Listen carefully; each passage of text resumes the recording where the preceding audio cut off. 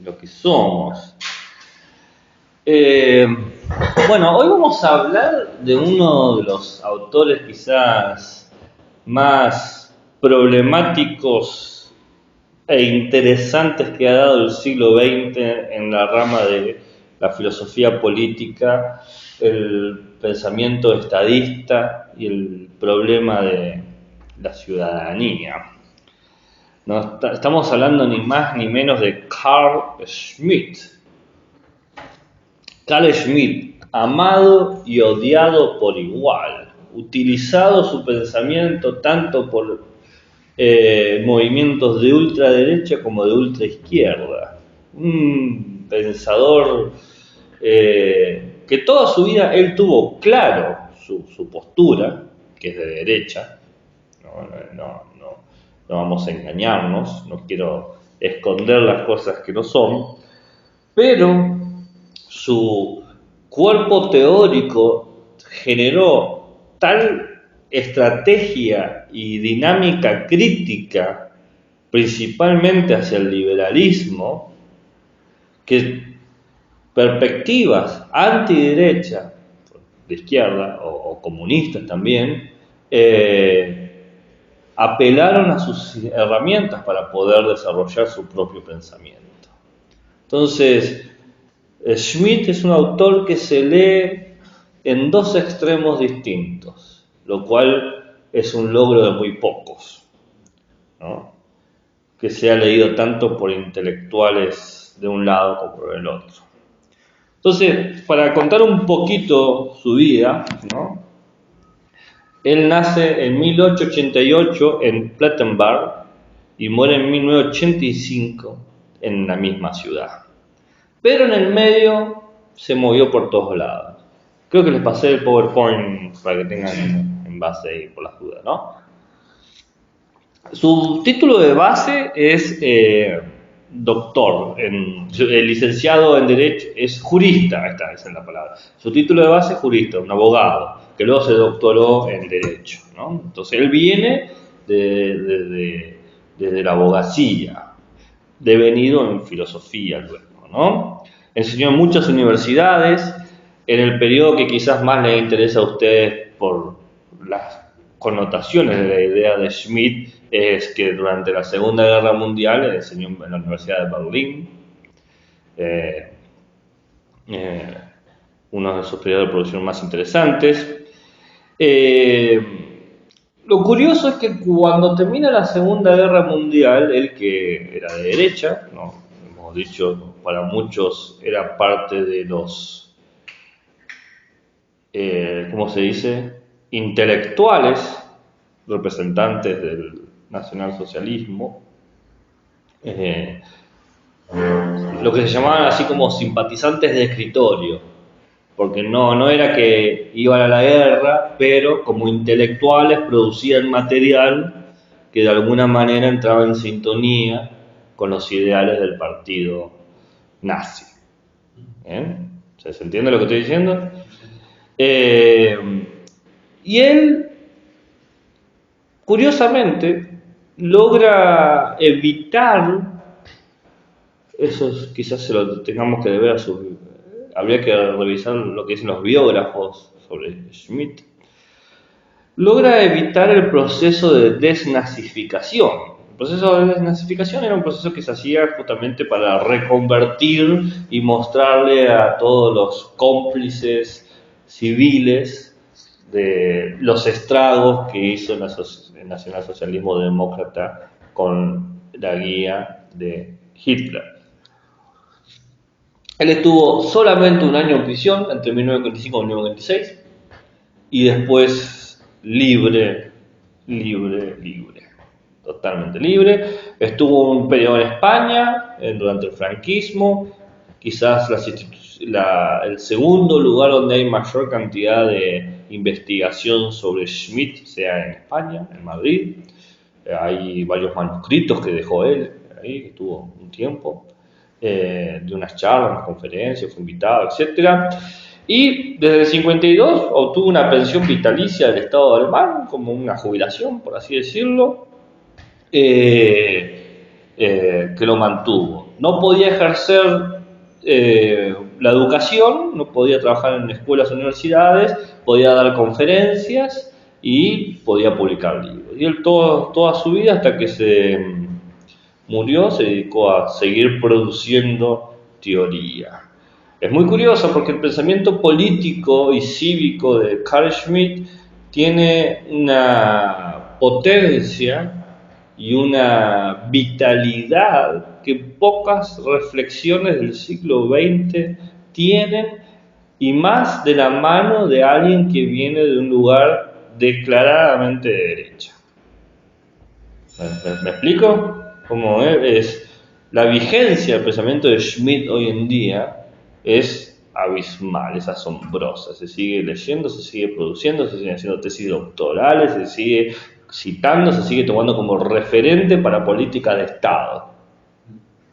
Entonces es alguien que no podemos pasar de manera desapercibida en nuestra interpretación de la práctica cívica y de nuestros valores éticos del siglo XXI, porque muchas de las prácticas de gobernanza y muchas de las políticas de gobierno presuponen la reflexión política de Schmitt.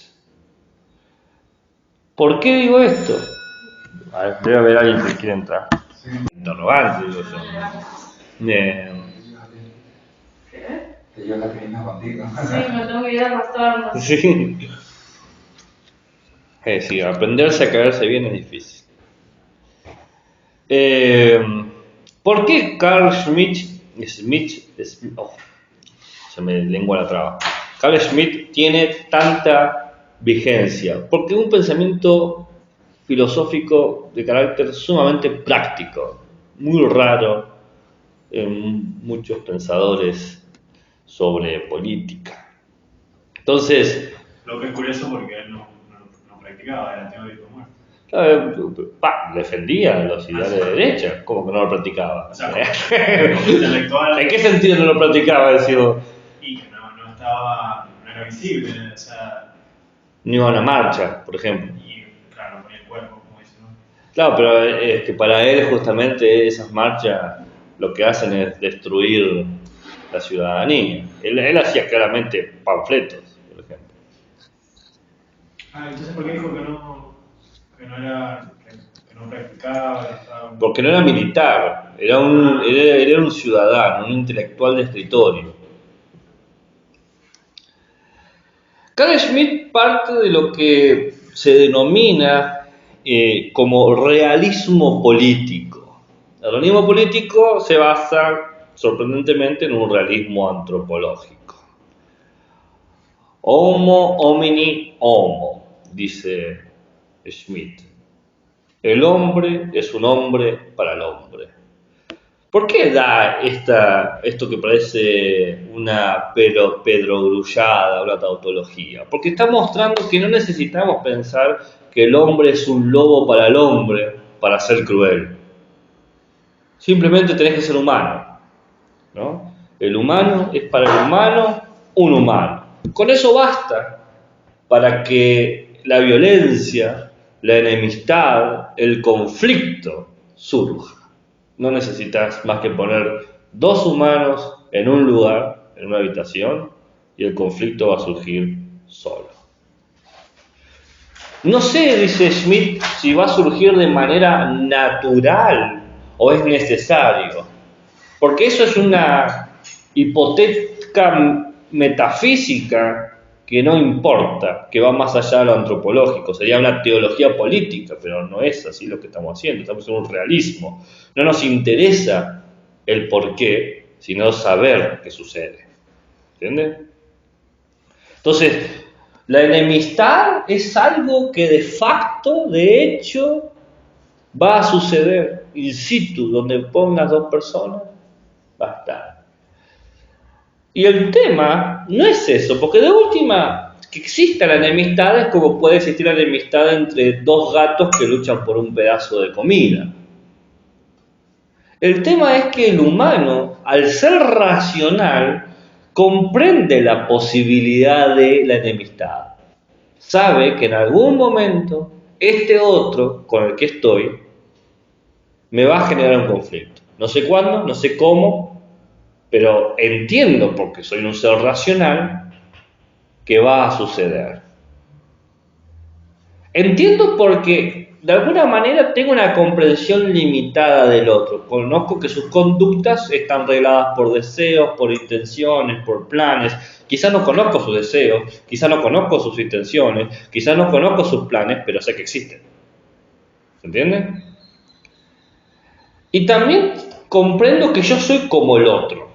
Soy bastante parecido al otro. Y como el otro hay cosas que yo no quiero compartir, hay cosas que yo no quiero dar, hay cosas que el otro no acceda de mí. Entonces, si yo pienso eso y soy semejante al otro, muy probablemente ese otro también lo está pensando. La semilla del conflicto está claramente ahí. ¿Se ve cómo va Schmitt? Ahora dice, en el realismo político, este realismo antropológico sale del individuo y va al grupo. Ya no es el otro como individuo, sino el otro como colectivo. ¿Se entiende la diferencia? En el realismo antropológico parte de que yo me encuentro un otro individual donde comprendo limitadamente algunos aspectos y entiendo la posibilidad real de que tarde o temprano nos vamos a pelear. No estoy diciendo que no podamos solucionar la pelea, pero sé que va a pasar eso. En el realismo político se transforma esta situación antropológica en una cuestión de grupo. Por eso el realismo político surge del realismo antropológico.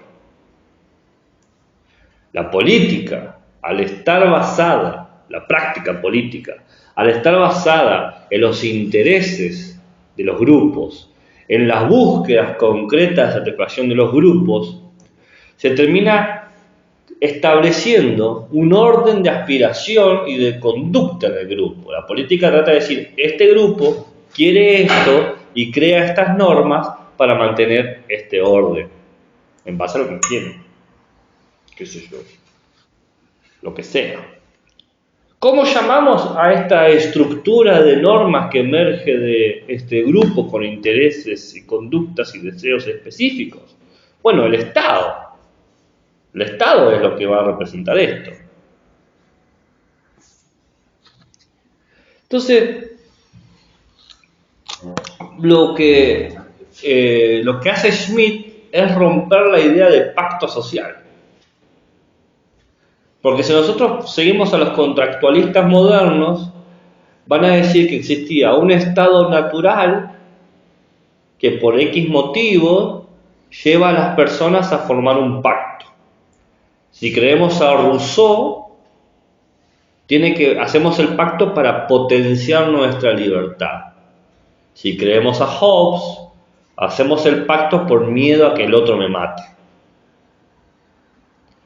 Pero Schmitt dice que el estado natural es el estado político, que de entrada nosotros ya nos organizamos en un nosotros. Lo más genuino de nosotros es tratar de organizarnos.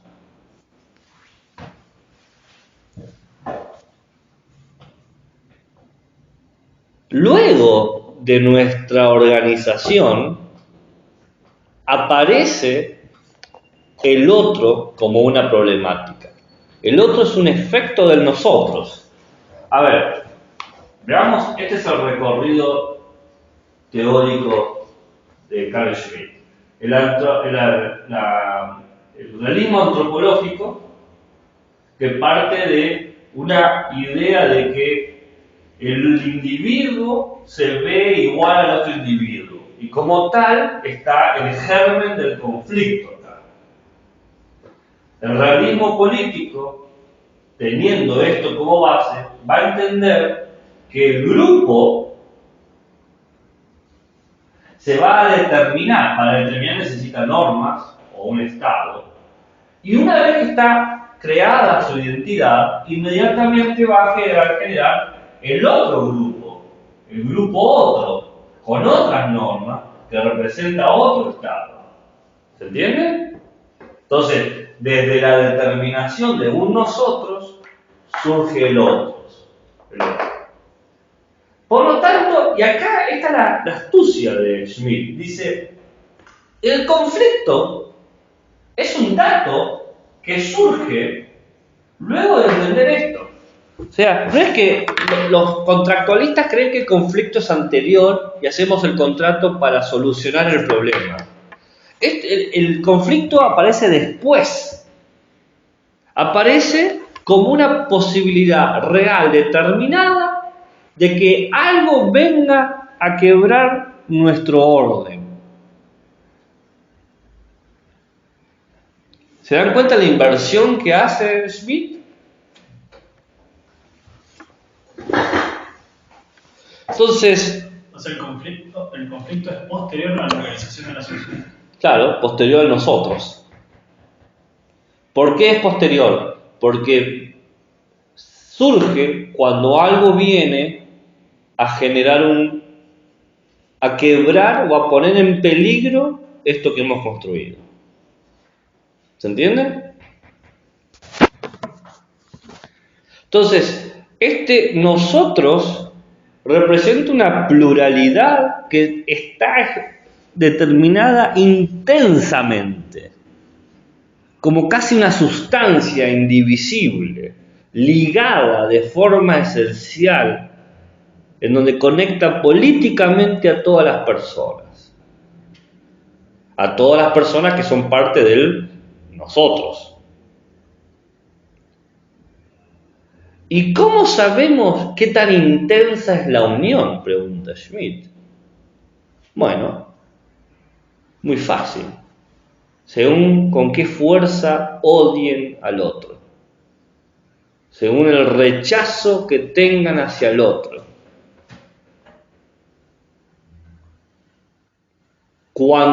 Dice Schmitt, cuando uno acepta la diversidad, claramente no está unido.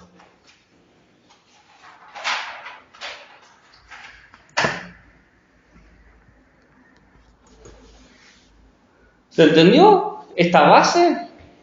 Porque acá empezamos nomás, estamos tirando los primeros pasos. Sí. Bien. Bueno, Eleonora, que llegaste un poquito tarde, Schmitt, hemos dicho que es un pensador de derecha. Bien. Asumo que te diste cuenta con, Sí, algunas ideas, Sí. pero es declarado, o sea, no esconde sus cosas. Y lo curioso no es que sea de derecha, porque es uno más entre tantos, Sí. que su argumento es usado por los de ultraderecha y por los de ultraizquierda. Y no estoy diciendo que su argumento es usado en el siglo XX, estoy diciendo que sus argumentos son usados hoy. Ahora vamos a ver por qué. Entonces, es alguien que no puede pasar desapercibido en nuestro radar. Entonces, algunas cosas que voy a decir son un poco escandalosas, si no son en el marco de una clase. Aviso por las dudas. Son las más interesantes. Y genera un ruido. Ya la necesidad de entender la unidad como enemistad, ya hay algo ahí. Pero bueno, todo esto nos trae el problema de cuál es el sentido de lo político.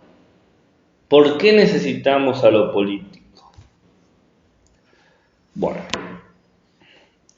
¿vieron cuando yo expliqué al principio de este cuatrimestre que la política y lo político son dos cosas muy distintas? Lo político tiene que ver con las prácticas de vinculación y de relación entre personas para generar un sentido de comunidad. Y la política tiene que ver con la función dentro del Estado, ¿no? Los que hacen política.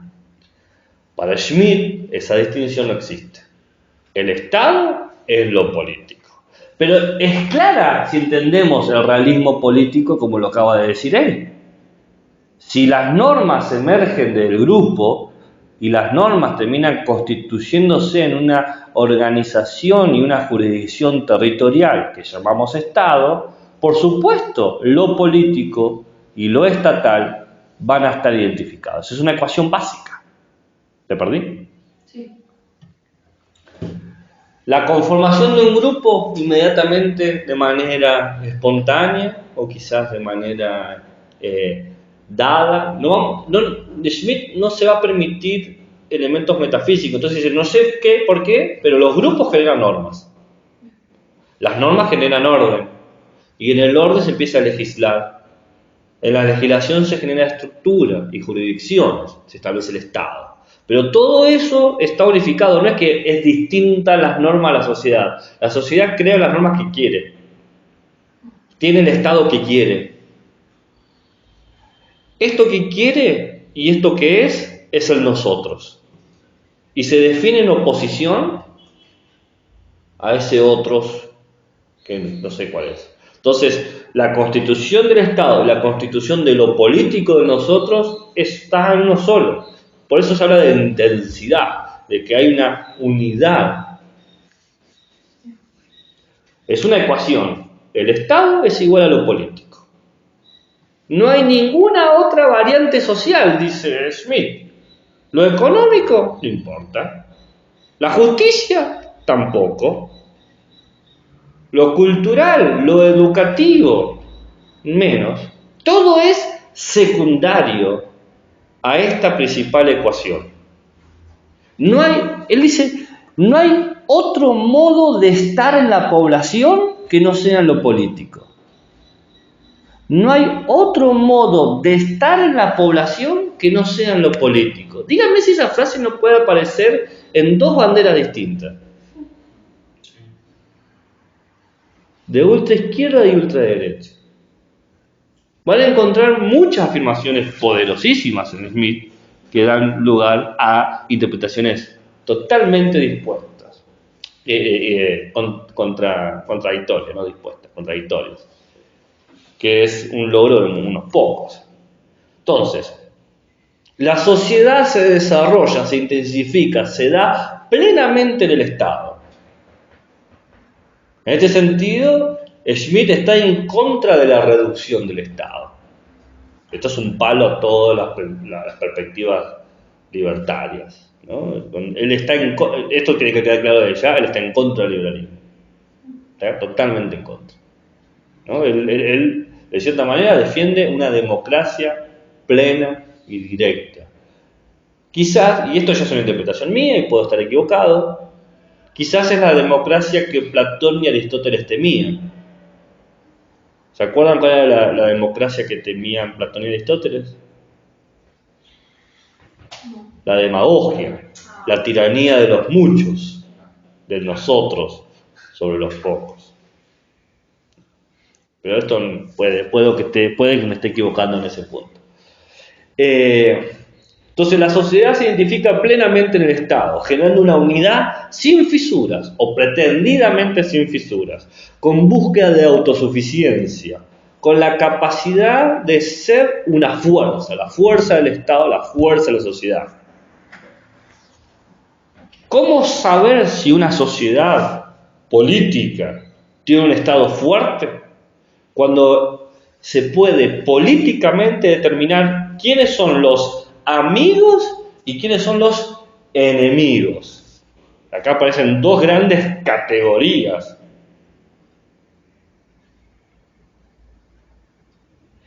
El Estado tiene que poder decir quiénes son los amigos a nivel interno, es decir, a nivel nación, y quiénes son los amigos a nivel externo, a nivel internacional, y viceversa. Quiénes son los enemigos internos del Estado y quiénes son los enemigos externos al Estado.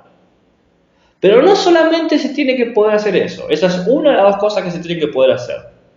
O sea, el Estado o la sociedad fuertemente politizada, dice Schmitt, la sociedad comprometida políticamente, tiene que saber quiénes son sus amigos y enemigos, eso por un lado, y por el otro tiene que estar dispuesta a emprender la lucha contra el enemigo si es necesario. Dice Schmitt, no es que lo tenga que hacer, pero tiene que tener la disposición. No quiere decir que efectivamente vaya a la guerra o a la desobediencia civil, pero tiene que tener la predisposición. Tiene que estar predispuesto al conflicto, porque es algo que se da de cuajo, de base del realismo político y del realismo antropológico que se está presuponiendo.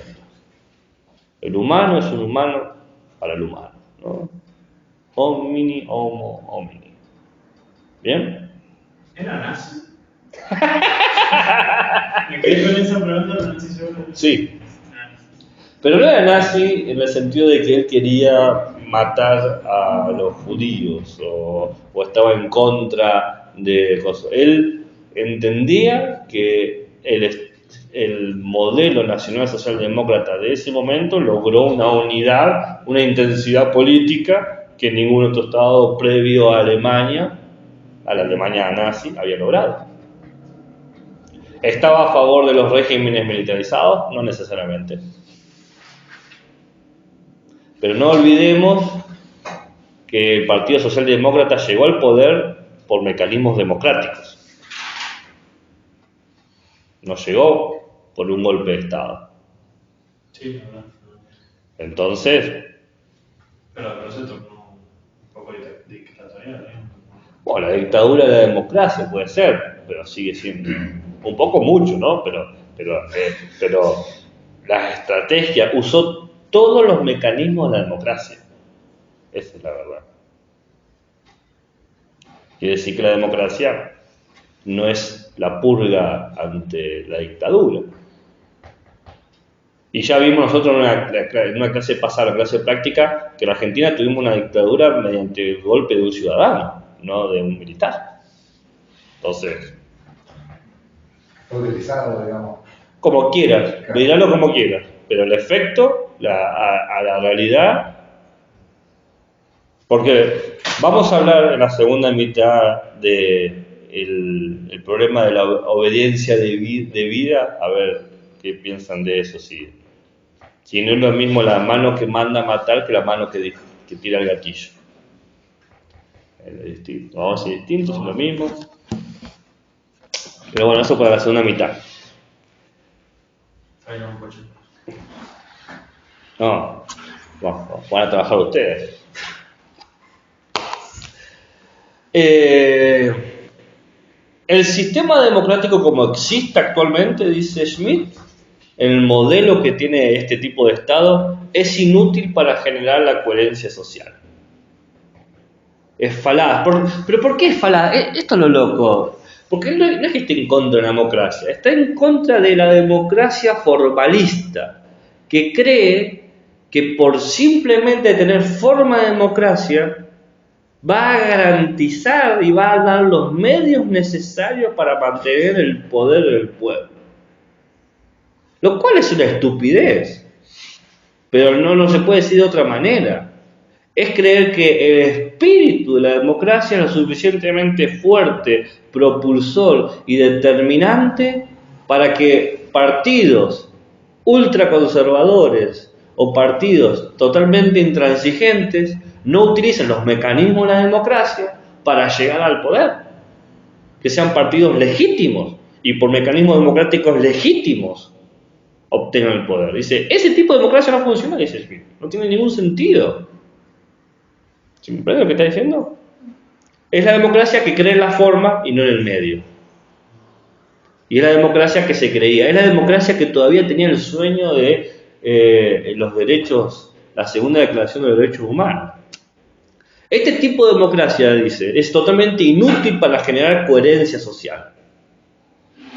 Porque no permite ninguna manera de generar una unión, sino que da distintas herramientas para que las disidencias luchen entre sí y alcancen posiciones de poder.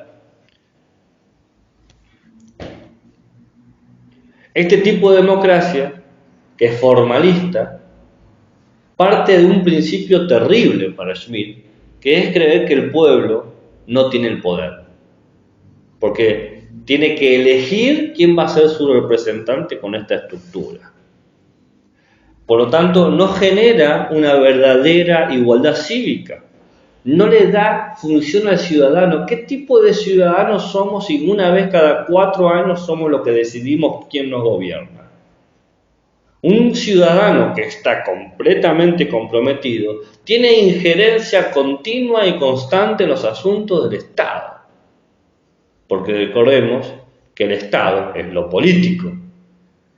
Y lo político son nuestros vínculos humanos. Entonces un ciudadano, en este sentido, debería tener como vínculo humano una constancia en la injerencia del Estado. Pero no es así.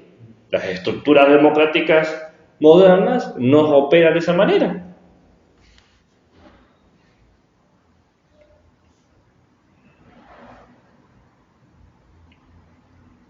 Entonces va a decir Schmitt, crear una igualdad nacional no supone asentarse en una emoción o una sensibilidad. Porque dice Schmitt, lo político no tiene que ver con un estado privado o personal, sino que tiene que ver con algo colectivo, algo grupal, algo de la masa. Por eso, crear una igualdad nacional es crear una imagen de nosotros que se pueda oponer al enemigo. Que es un discurso, una herramienta que hace muy bien los movimientos de ultraderecha y ultraizquierda. Hacen rápidamente imágenes muy poderosas, metáforas muy sugerentes, figuras muy persuasivas de quién es el enemigo y quién es nosotros. Sin ir más lejos, nuestros actuales gobernantes tienen una imagen muy poderosa de quién es el enemigo. ¿Quién es el enemigo de nuestros actuales gobernantes? La casta. Mirá qué imagen poderosísima. Ese es el otro con el que estamos enemistados. ¿Dijo imagen nacional? No, igualdad nacional. Y como la política es cosa pública, el enemigo es algo público. El enemigo no está escondido, está ahí. Y el enemigo, dice Schmitt, el otro, el que no es amigo, los que no la ven, no, dice, esto es lo interesante que dice Schmitt, no son demonios, no es alguien que sea moralmente malo, es simplemente extraño, es simplemente lo intensamente extraño, lo intensamente diferente, es aquel que no se parece a mí. Es, si quieren pensarlo, otro grupo de amigos lo suficientemente fuerte como para hacer frente a mi grupo de amigos.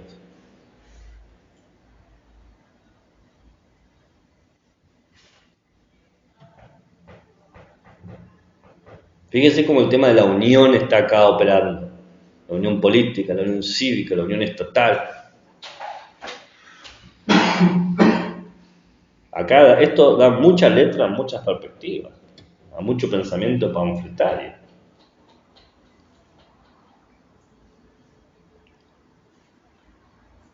¿Dentro del Estado no hay grupos enemigos? No hay. No hay grupos, siempre hay dos grupos. Tenés o amigos o enemigos. Pero eso dentro del Estado también es así. Puede haber, sí. Pero ya vamos a ver cómo opera eso un cachito. No es lo mismo el enemigo interno que el enemigo externo. O sea, son enemigos, sí, pero tienen como características y cualidades diferentes. Va a decir Schmitt, si un grupo de humanos no tiene la suficientemente fuerza para comprometerse, para unirse, para generar una oposición, no experimentan lo político. No pueden acceder a la dimensión política, porque la política es el universo de la lucha. Es el universo de la acción, donde se hacen cosas. Y cuando uno hace cosas puede recibir la reacción.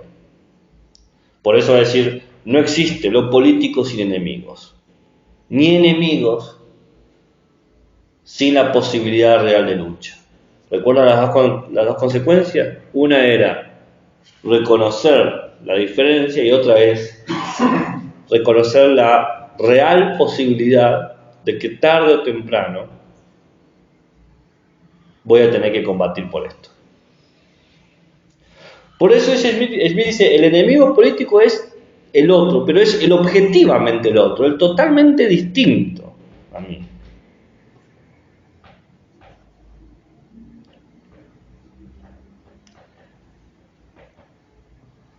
Schmitt es muy claro con esto, dice, no quiero que confundan mi frase amigo y enemigo como metáfora, como símbolo.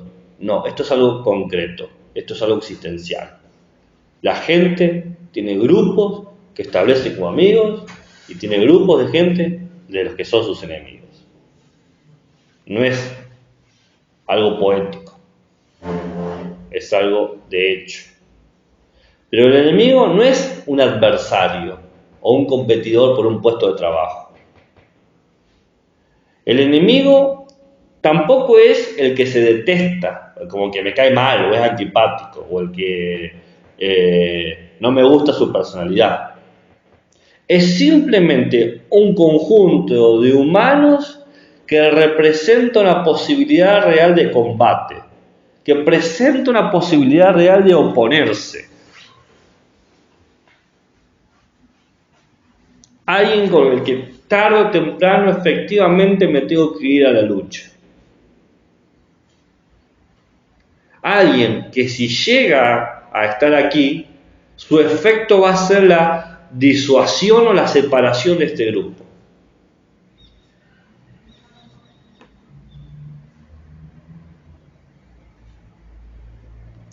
Dice Schmitt en la página 67, todo antagonismo u oposición religiosa, moral, económica, étnica o de cualquier clase se transforma en oposición política en cuanto gana la fuerza suficiente como para agrupar de un modo efectivo a los hombres en amigos y enemigos. Lo político no estriba en la lucha misma, es decir, la lucha religiosa, moral, económica. Esta posee a su vez sus propias leyes técnicas, psicológicas y militares. Lo político está, como decíamos, en una conducta determinada por esta posibilidad real, en la clara comprensión de la propia situación y de su manera de estar determinado por ello, así como del cometido de distinguir correctamente entre amigos y enemigos. Los amigos y enemigos, finalmente, pueden empezar a surgir por cuestiones raciales, religiosas, culturales, lo que sea. Pero todo eso en realidad son formas de manifestar o de verbalizar o de expresar el nosotros que hemos constituido. ¿Se entiende? El nosotros en tanto que Estado. Porque lo político es el Estado y el Estado es algo político.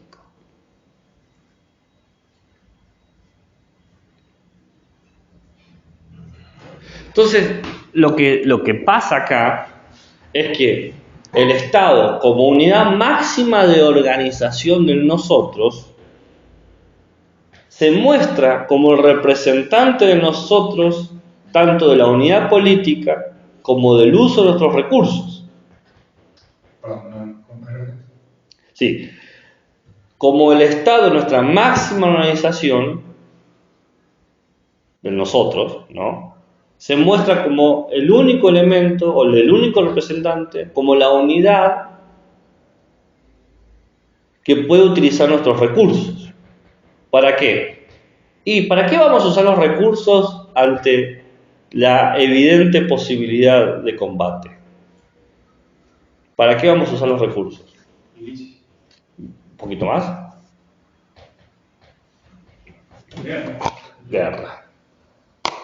Hay que prepararse para la guerra. Lisa y llanamente. El Estado que trata de proteger a los otros se prepara para la guerra. Guerra bélica puede ser. Guerra económica también. Guerra ideológica también. La guerra. En cualquier campo y territorio.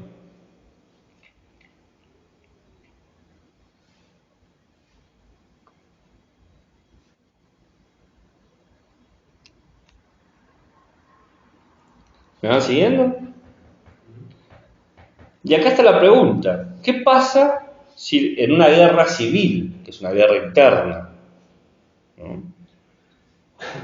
Bueno, cuando nos encontramos en una guerra civil, nos vamos a encontrar con dos modelos de Estado combatiendo, con dos lógicas distintas de amigos y enemigos. La lógica A, donde yo soy el enemigo, o la lógica B, donde el otro es el enemigo. Una guerra civil no necesariamente tiene que ir a las armas, pero sí establece una contienda entre dos propuestas de unidades políticas independientes que buscan ser instituyentes, que buscan generar la cohesión social. El efecto para Schmitt es un Estado débil, que es propio de las democracias liberales.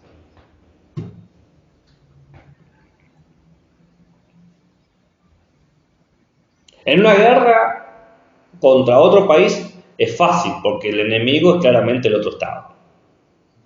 ¿No? En la guerra externa es claramente el enemigo quién es. Somos nosotros como nación que vamos contra otra nación.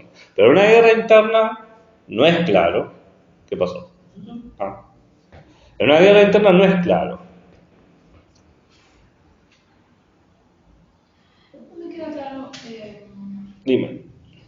que recién decíamos que el conflicto, o sea, se muestra por la posición entre nosotros y un grupo otro. Sí. Y cada uno tiene sus normas que se representan en un Estado. ¿Cómo se da la cuestión en la guerra civil, donde supuestamente hay un solo Estado? Bueno, frente a eso, en la guerra civil, que si se da efectivamente, lo que va a pensar Schmitt es que ese Estado no existe. No es un Estado real. Va a existir cuando unos otros venza sobre un otro. Dice llanamente. Nosotros vemos un Estado, decimos el Estado argentino. Pero es un territorio donde se está disputando un modelo de Estado. Porque el modelo de Estado es finalmente lo político. Entonces, tarde o temprano, una parte se tiene que extinguir, dice.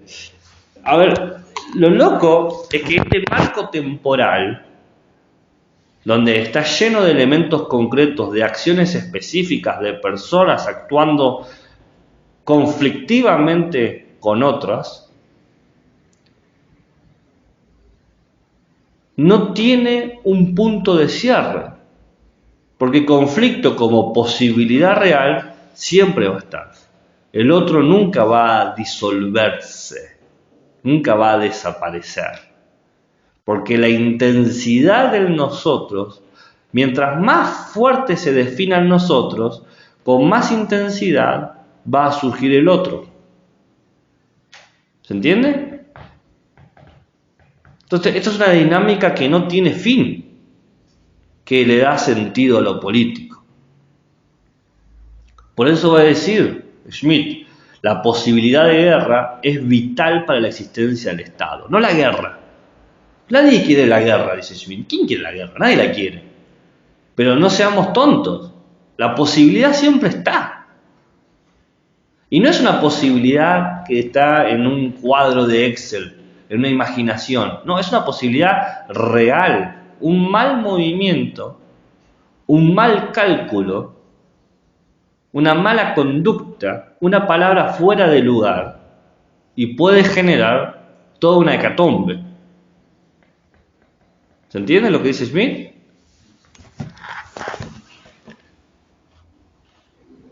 Entonces, una pregunta. Sí.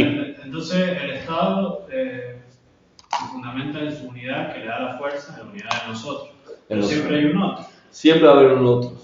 Entonces, la imposición de nosotros nunca es completa, es como parcial. El nosotros no se impone. Es una amenaza de imposición. Porque si vos sos parte de nosotros, no se te impuso, porque vos querés ese vínculo. Pero los otros. Los otros no. Y tienen miedo de esa imposición. Porque si lográs imponer en nosotros sobre el otro se quiebra. Entonces, resistimos ante eso. ¿Se entiende? El nosotros y el otro nunca es una oposición. La oposición es la imaginación, la posibilidad de que se establezca uno sobre el otro. Si vos sos parte del colectivo de amigos, no ves esa amistad como una imposición. ¿Se entiende? Sí.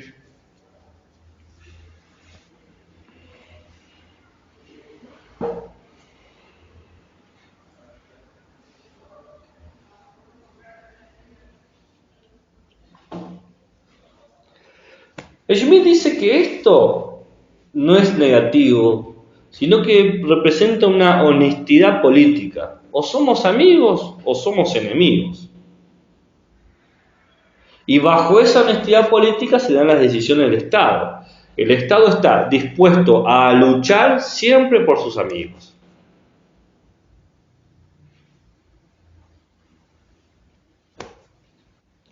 Y decir que alguien está dispuesto siempre a luchar es reconocer que uno está siempre dispuesto a ir a la guerra si es necesario. Sobre esta guerra dice Schmitt: es constitutivo del concepto de enemigo el que en el dominio de lo real se dé la eventualidad de una lucha. En este punto hay que hacer abstracción a todas las modificaciones en la técnica de la guerra y del armamento que al hilo del desarrollo histórico se han ido produciendo al azar. Los conceptos de amigo y enemigo y lucha adquieren un sentido real por el hecho de que están y se mantienen en conexión con la posibilidad real de matar físicamente. No necesita ser nada cotidiano ni normal, ni hacer falta sentirlo como algo ideal o deseable, pero tiene desde luego que estar dado como posibilidad efectiva si es que el concepto de enemigo ha de tener algún sentido. Si el enemigo tiene que tener un sentido, tiene que ser incapaz de matarme, de hacerme perder todo lo que tengo.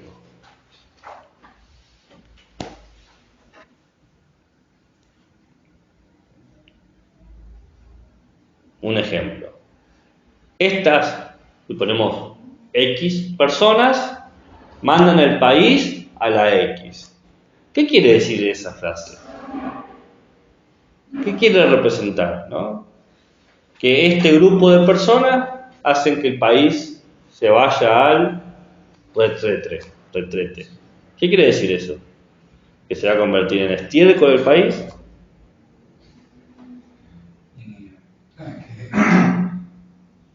Significa que no sé, ¿cómo sería eso? Claro, porque si digo el Estado... Está yendo en contra de sus amigos. Claro, el Estado... No. ¿Qué significa la frase?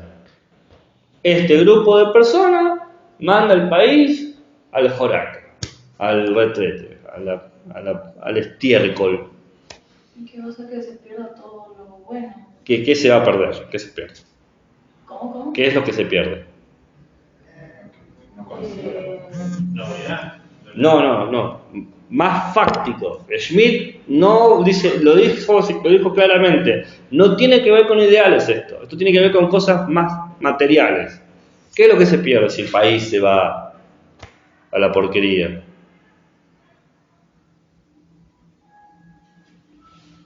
¿Perdés la casa, por ejemplo? No, me parece la vida, No. pero también es muy... No. Es que sí, es que la lógica es eso. Perdés trabajo, no podés tener tu casa, no podés comer, no podés mantener a tus hijos, no podés... Tarde o temprano, toda la ecuación termina en tu propia extinción.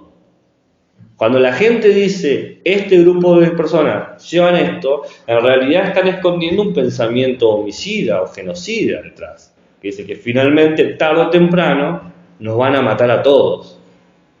Por eso dice Schmitt, hay que pensar en la posibilidad real de la muerte. Porque si no, el enemigo no tiene ningún sentido. Si el enemigo no me puede matar, entonces no es un enemigo. Es un adversario, un competidor que no tiene ningún sentido en esto. Pero un enemigo que realmente es un enemigo es el que me puede aniquilar, borrar del mapa, hacerme desaparecer. Ese es el verdadero enemigo. Entonces, que quede claro, cuando hablamos de amigos y enemigos, estamos hablando de eso. El amigo es el que me va a permitir subsistir, continuar, existir.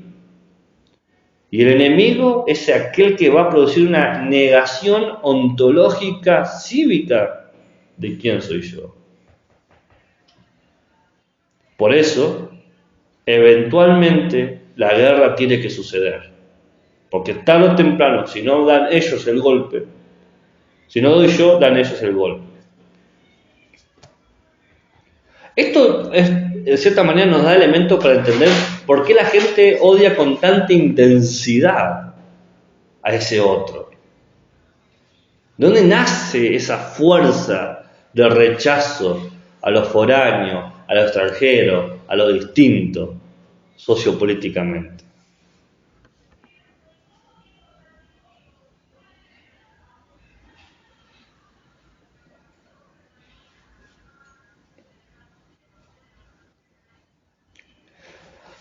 De ahí va a decir que cualquier Estado que no logre establecer claramente sus enemigos es un Estado que no tiene presencia, un Estado irreal, un Estado inexistente.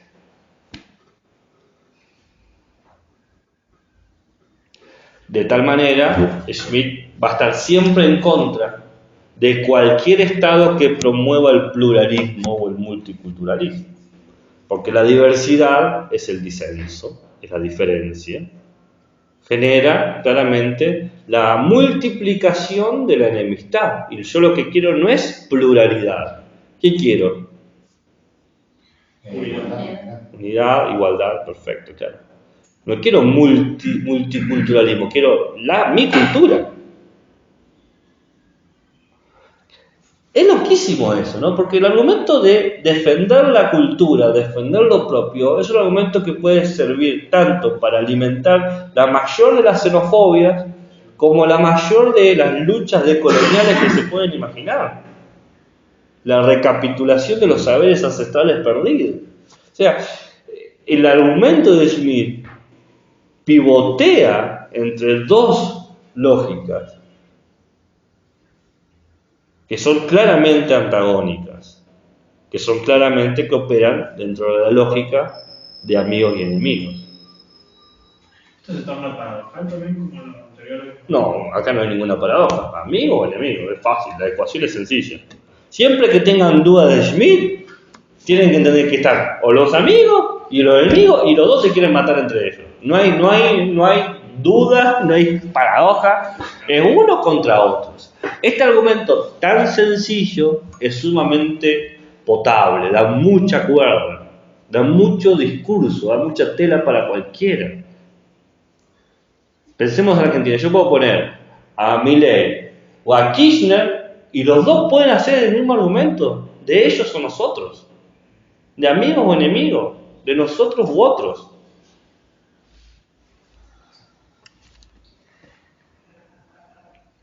¿Qué piensan? Quizás no sé. Sí pienso que se puede usar así, como para ambas partes, pero me cuesta pensar en que sí o sí el hecho de defender lo propio sea querer el exterminio de lo otro. Está muy bien. Está muy bien. Vos como persona individual no lo querés. Sí, no sé si como persona individual. Yo creo que... Me cuesta pensarlo. No, pero imagínate, vos representás o sos parte de un grupo de gente. Grupo de gente que puede sentir que han sido violentada y que quizás ante la presión responda con violencia. Sí. Habíamos hablado de la huelga en la otra casa. Sí. ¿Y esa violencia la considerarías justa? ¿Cuál? La que ejerzo... Como en la huelga. Sí, claro. Y bueno, y yo quien sufro esa violencia puedo temer por mi vida. No, yo como el otro, que no estoy de acuerdo con lo que estás haciendo, que soy totalmente distinto a vos, no puedo considerar que mi vida está en riesgo por tu comportamiento. Y en el caso de la huelga, no sé, me parece como una posición de... como que el jefe está en posición de privilegio, entonces, ¿qué tanto va a perder? Pero el jefe no es, vos estás pensando de vuelta en individuos, yo estoy pensando en colectivos, en grupos. Yo como grupo veo otro grupo que hace huelga. Sin ir más lejos, en la marcha de la semana pasada, gente del rectorado estaba enojada porque no podía sacar el auto. Claro. Si esa persona tenía que ir al hospital porque se le había enfermado a alguien. No, el tema es que siempre está esa posibilidad, ¿no? Y siempre gente, cuando algo está en desacuerdo con la otra edad, esa posibilidad se les pone presente. Como vos, si yo no marcho por esto, me pueden violentar mis derechos. Sí. Y pueden destruirme, y yo no quiero estar destruido. Y claramente. Y pero hay una cuestión, no sé. Círculo de la violencia también. Claro, o sea, porque esto, claro, ustedes dicen, hay una lógica muy clara de amigos y enemigos. Pero no hay chance de negociación o algo por el estilo, claro, porque uno no puede ser. ¿Con quién ¿Cómo negociamos? Claro, ¿Con quién como enemigo? Hay el que tengo intereses nacionales, digamos, Sí. del Estado, Sí, como argentino, y se presenta un enemigo que va en contra de mis intereses. sí. Sí, si es enemigo, va en contra tuya, de lleno, Claro. por definición. ¿No? Y no es su simple fin, o bueno, el aniquilarme. Sí, ¿no? El fin del enemigo es que vos no estés. Simplemente no hay un interés de algo que esté por fuera. Un competidor quizás está pensando vos, o un adversario. Claro, yo trato de pensarlo concretamente, porque Claro. concreto, digamos, capaz, no sé. Otro país. Claro, no sé, dos países compitiendo por ciertos Recurso económico. recursos, etc. Claro, digamos, en ese sentido, parte de negociación. Pero si yo negocio con vos para negociar con alguien, tenés que presuponer una cercanía, tenés que poder establecer un diálogo. El otro tiene que dejar de ser un extraño. Y los únicos para Schmitt que no son extraños, ¿quiénes son? Amigos. Entonces, claro, si somos amigos, claramente podemos negociar. Pero si vos sos la otredad absoluta, el extraño totalmente profundo, ¿qué puedo hablar con vos? No tengo el mismo idioma, el mismo interés. ¿Entiendes? Yo entiendo el ruido que hace, claramente, porque encima es un binomio fuertísimo. Sí, y la clase pasada hemos visto, en realidad, o sea, estábamos hablando de un totalmente otro al cual le abrimos la puerta. Y hoy lo cantamos. Claro, o sea, es como, ¿por qué? Porque tenemos... Pero Derrida, con su gran pensamiento, no cuesta ver su carácter práctico. Schmitt, pueden decir lo que quieran, pero su elemento práctico está que salta a la vista todo el tiempo. Cualquiera que vea a la gente de la calle hablar sobre lo cívico, lo político, termina hablando en estos términos. Pero en todo caso es como un diagnóstico. Es realismo político, dice Schmitt. No es un diagnóstico, es la realidad. Los metafísicos como Derrida, como Benjamin, que se queden en su mundo de sueño. Nosotros que somos juristas y que vemos las leyes y los derechos para la sociedad, tenemos que sí o sí pensar en lo que es material. El mundo de las ideas es para Platón y murió hace cientos de años. El mundo real es este. Pero en realidad también cuando dice que podemos construir el derecho pero no la justicia, eso también en cierta forma es práctico. Porque sí, dice, obviamente. Podemos trabajar en la realidad y también habla de fuerza, violencia. Obviamente, en el discurso derridiano hay una praxis, pero inclusive su elemento más propositivo sigue siendo mucho más difuso que el elemento propositivo schmittiano, que es mucho más claro. Cualquiera entiende la lógica amigo y enemigo, otros y nosotros. La transparencia de su discurso, que no digo que sea un discurso cómodo, expliqué empecé la clase explicando todos los problemas del discurso de Schmitt, no deja de ser hasta intuitivo políticamente para el que no sabe de política. Es parte, vayan a un asado, vayan a una juntada y digan algo en contra de lo que cree ese grupo y van a ver cómo lo responden. Violencia. Juntate con un grupo de machirulos y decirle algo en contra de eso. O de, ¿cuál sería el contrario de los machirulos? De feministas. De feministas. ¿No qué? Ok. Entonces sería machista versus feminista. De feministas y decir algo totalmente en contra. Y van a ver la respuesta va a ser de enojo, frustración, te van a decir algo, se votan en algún grupo así, te van a decir, ¿vos qué estás haciendo acá? No, ni siquiera argumento, ya vamos a ver. Bueno, esa sería la última instancia. No se cree, hay gente que la pensaba, en el Estado oceánico, nomás, lo que impulsa, como es el Estado, el pacto social se impulsa por un deseo de querer perseverar en la vida, digamos. No. ¿No? No. Porque no hay pacto social, te he dicho que no hay pacto social. No. De Hobbes, En Hobbes, sí, para Hobbes claramente, para tratar de mantener cierta seguridad en la existencia. Claro, igual que la forma que se crea de nosotros.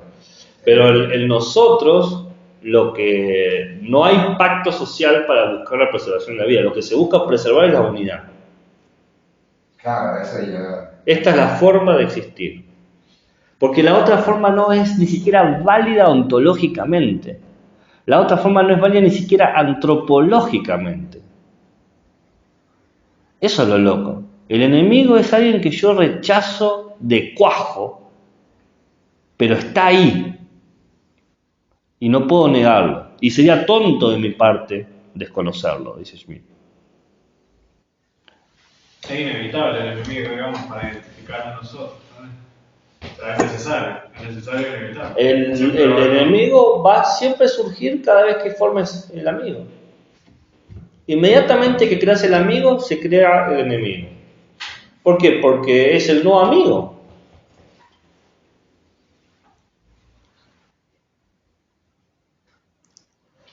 El Estado, ¿estamos ahí o sigo? ¿Quieren que le discutamos un poquito más? ¿Quieren que digerimos algo antes de seguir? O sea, no, me sorprende que siempre en el pensamiento filosófico siempre hay dualidad. En Schmitt, sí. Schmitt es dualista, no es. Muchos pensamientos. Él entra de cajón con eso. ¿No? No importa cómo lo corte, siempre son dos partes. ¿A dónde llega esto? Llega una crítica al liberalismo. Bueno, vamos.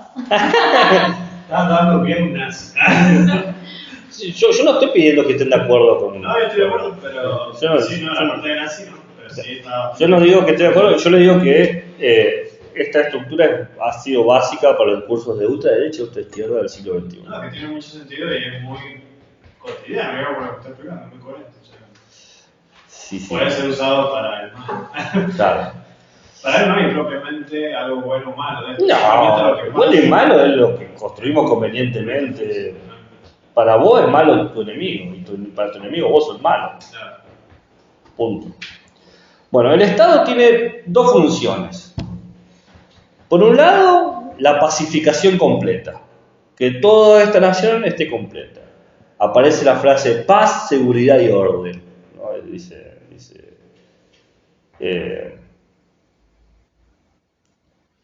Schmitt, ¿no? Y la segunda es producir constantemente el ius belli. ¿Sabes lo que es el ius belli? Ius, Derecho bélico. el derecho a la guerra. Prepararse para la posibilidad real, llegado el caso, de poder tomar la decisión de quién es el enemigo y cómo combatirlo. Viste, yo les decía, el combate no es necesariamente de armamento. La guerra puede ser económica, la guerra puede ser ideológica, puede ser cultural. Un Estado fuerte es el que decide quién es el enemigo y cómo combatirlo. ¿Y la pacificación completa? ¿A qué se...? La pacificación completa tiene que ver con cuando todos los amigos se sienten en paz, con seguridad y orden. Pero ¿cómo logramos la paz y seguridad de todo eso? Y bueno, tenemos que ir contra el enemigo y vencerlo. Pero no era lo bélico, no era cuando era necesario. O sea, Claro, ¿y cuándo es necesario? Siempre es una posibilidad, pero el Estado está siempre atento a eso. ¿Y quién prefiere un Estado? ¿Ser golpeado y responder o golpear antes? ¿Qué creen que va a pensar el Estado? Golpear antes, 1000 veces. Siempre lo está golpeando, porque Siempre va a prevenir el golpe preventivo. Siempre voy a querer aniquilar al enemigo. Por la simple posibilidad real. El Estado es paranoico. O estás conmigo o estás contra mí. ¿Es así? ¿Iba a decir algo? Déjame suspirar. No, es que te vi abrir la boca y pensé que ibas a decir algo, perdón. Suspiro de aflicción. De aflicción. Yo, cuando doy a Schmitt, me sorprende la vigencia en los discursos políticos. Acá locales, no tenés que irte ni muy lejos. No tenés que salir de Latinoamérica, te quedás argentino. Uno ve y yo escucho los discursos políticos, los de campaña, de última, para evitar susceptibilidades. Yo no conozco sus orientaciones políticas y más o menos me lo imagino, pero y vos escuchabas y decías, chabón, todos leyeron a Schmitt, hijo de su madre. Todos estaban hablando de esa oposición binaria básica.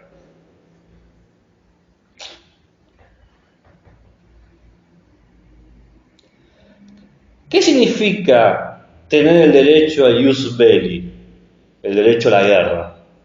Significa que el Estado puede disponer de la vida de los individuos. Vamos a hacer un pinche. Vieron que acá estamos recuperando un pinche que habíamos hecho entre amigos y enemigos cuando estábamos hablando con Derrida y Benjamin, que se aparece la palabra amigos y enemigos, y les dije, vamos a poner eso en nuestra pared de corcho imaginaria y la vamos a ver con Schmitt, que lo estamos viendo ahora. Bueno, la idea de disposición de la vida, le vamos a poner un pinche en nuestra pared de corcho imaginaria, y cuando veamos a Agamben, lo vamos a recuperar. Pero eso es un contrasentido de la pacificación completa. No, ¿por qué? Y porque pongo la vida de mis amigos en riesgo para defender a mis amigos. Está bien, te entiendo tu razonamiento. Claro. El tema es que yo no pongo en peligro al nosotros, al colectivo, al grupo. Porque lo que importa es el grupo, no el individuo. El individuo es divergente, es distinto.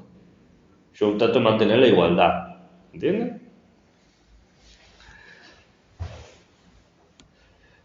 La guerra, para Schmitt, no es lo que estructura el gobierno, no es una política o un programa, ni siquiera es una ideología.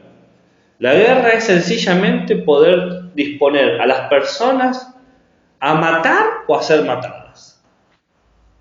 Es la muerte física infligida a los enemigos. Entonces, lo que dice Schmitt es que el Estado lo que hace es, por ejemplo, en el dejar morir a gente. ¿Qué problema hay que mueran estas personas?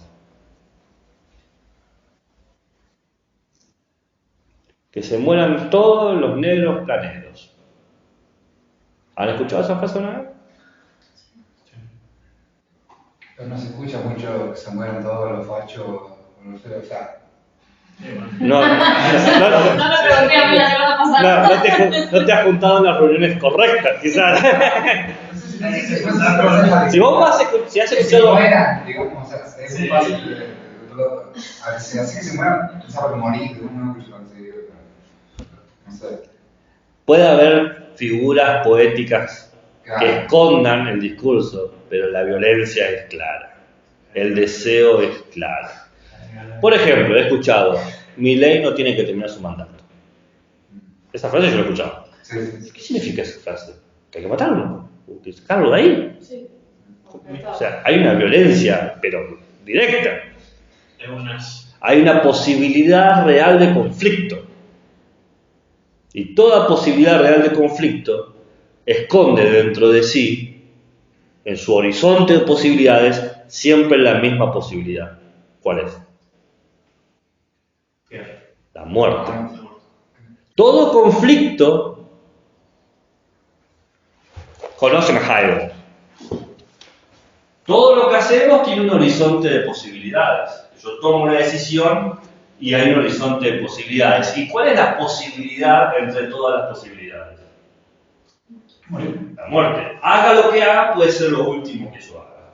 El conflicto para Schmitt funciona de la misma manera. Cada conflicto, se dé como se dé, se desarrolle como se desarrolle, progrese como progrese, esconde entre sí la posibilidad de todas las posibilidades, que termine con la muerte. Me peleo con mi amigo, lo empujo, y él empuja a mí, y yo lo vuelvo a empujar, y él empuja a mí, y lo empujo, y quizá lo empujé con más fuerza de lo que quería, se tropieza, se desnuca y se muere. Voy a una marcha pacífica, camino, protesto, y van a reprimir la policía, me tiran un balazo de goma, que en teoría se busca no matarme, y me pegan justo en la cabeza y me muero. Toda posibilidad de conflicto no deja de tener la posibilidad de muerte. Y mientras más real se siente la muerte, más se intensifica esa idea de amigo o enemigo. Por eso el Estado gestiona el jus belli, el derecho a la guerra, para generar esas intensidades. Esas intensidades que terminan finalmente en la disposición de matar o ser matado. Por eso dice Schmitt, el sentido de la guerra es existencial. Si yo no mato a mi enemigo, pierdo a mis amigos.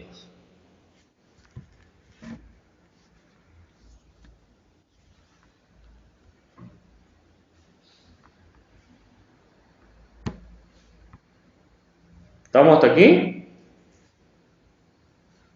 Sí,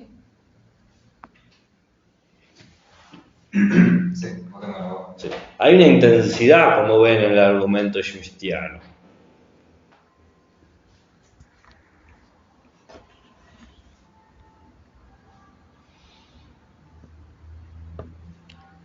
Y acá empieza a decir Schmitt que el Estado contemporáneo, para poder hacer estas disposiciones de derecho, ¿qué va a hacer? Va a decir que lo hace en nombre de algo, de la humanidad. Todo lo que hago, lo hago por los grandes derechos humanos, por lo que merecemos, por lo que es justo, por lo que se espera de nosotros. Dice Schmitt, no deja de ser irónico que todo Estado quiera apropiarse del humano.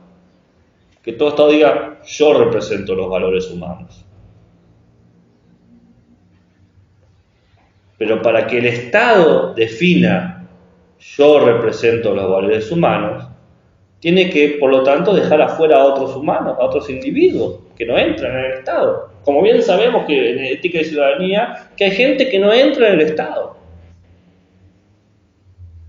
Entonces, todo Estado que diga, yo defiendo los derechos humanos, la pregunta que hay que hacerse es, ¿quiénes son los enemigos de ese Estado para saber que no entran en esa categoría de los derechos humanos?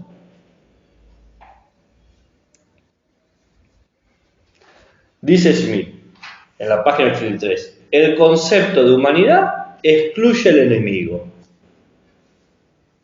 Cada vez que definimos al humano, excluimos a alguien.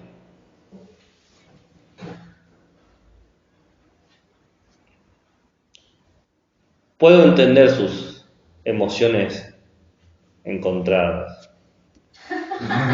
Yo soy muy expresiva. No, estaba viendo, pero estaba pensando, porque uno lee a Schmitt y dice, o sea, qué afirmaciones contundentes y poderosas, escritas en la Alemania nazi, dentro de un escritorio nazi, en una universidad nazi, ¿entiendes?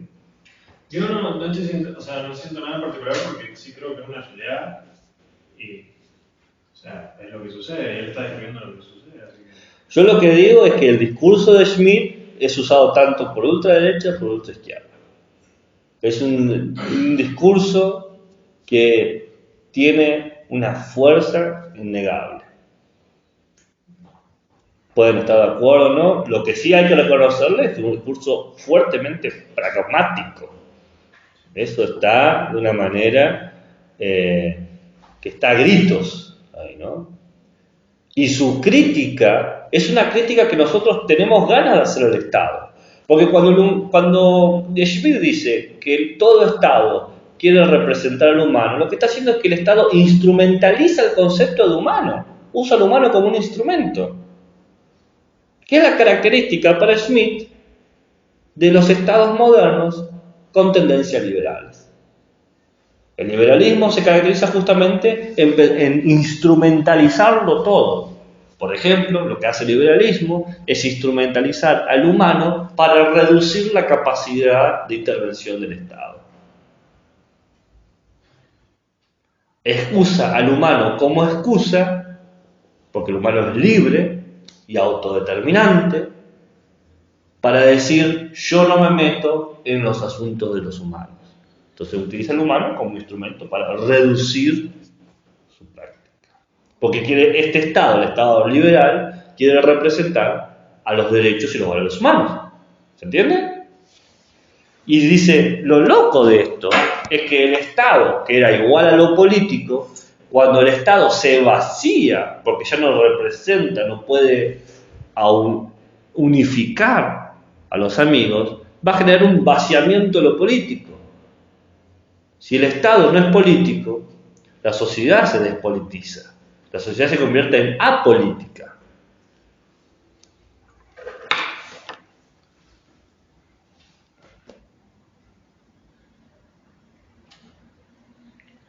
¿Cómo sabemos si estamos en un estado apolitizado o vacío de su sentido político? Para Schmitt es muy sencillo.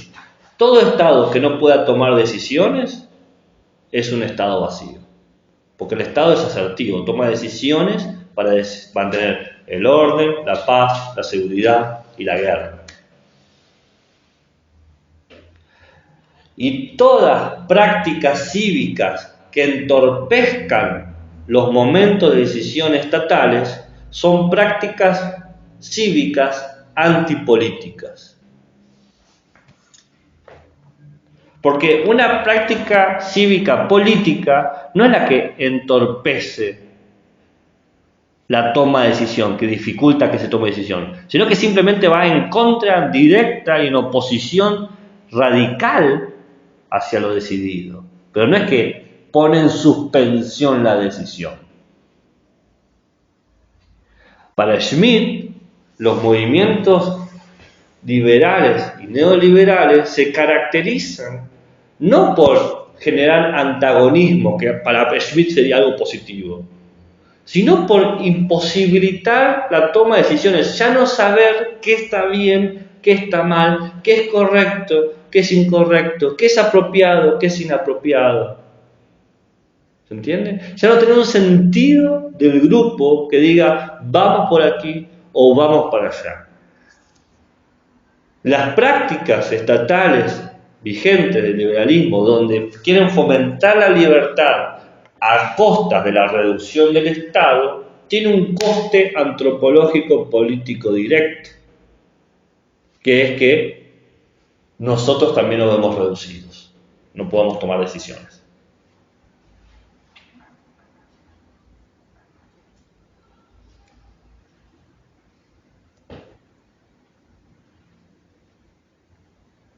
Piénsalo del siguiente modo. ¿Está bien la clonación? ¿De qué? ¿Cómo? De humanos. ¿Se puede? No sé. Sí, se puede. Se ha hecho. Una persona lo hizo en China y lo pusieron en la cárcel.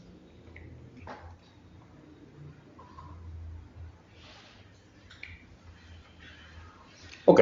¿Está bien alimentar a la gente con carne? Con carne. ¿Con carne? Eso es un problema muy complejo.